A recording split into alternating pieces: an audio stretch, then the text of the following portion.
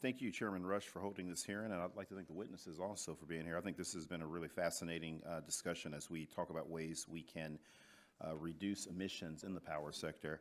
As you know, the power sector is responsible for about 28% of our nation's energy use and greenhouse gas emissions.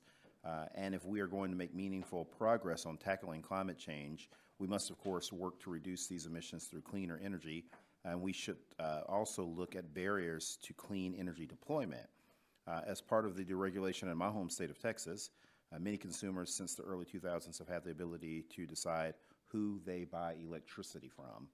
Allowing consumer choice has not only created some of the lowest retail prices in the nation of 11.5 cents compared to the nation average of about 12.5%, it has also allowed for consumers to seek out cleaner sources of energy.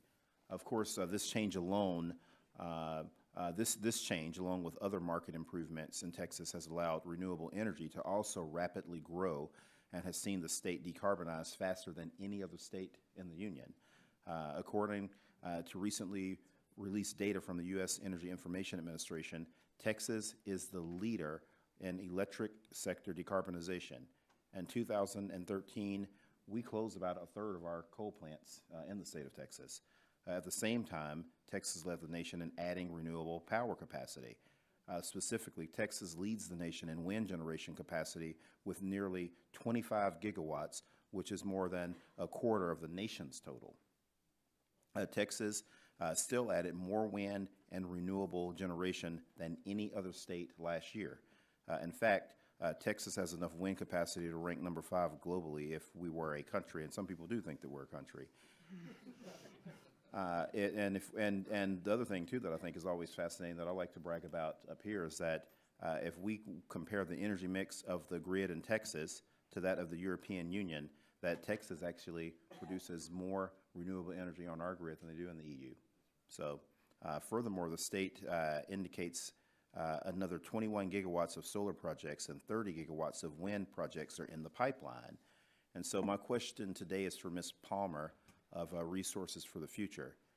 Can you speak to the benefits of a competitive market like ERCOT provides in terms of reducing barriers for renewable energies to compete on the grid?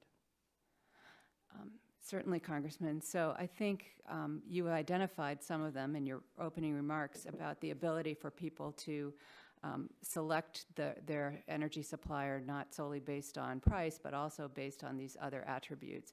And I believe a lot of the clean energy development that's happening, as Mr. Dennis referred to, is actually coming from those sorts of opportunities.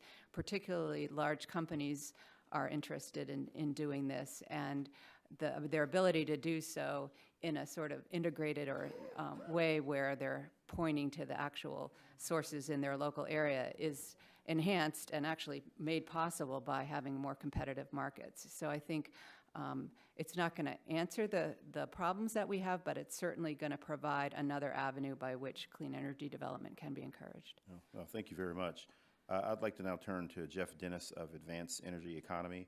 In your testimony, you mentioned that federal leadership and wholesale electricity markets provide a near and long-term opportunity to lower consumer costs, expand consumer access to advanced energy, and reduce emissions.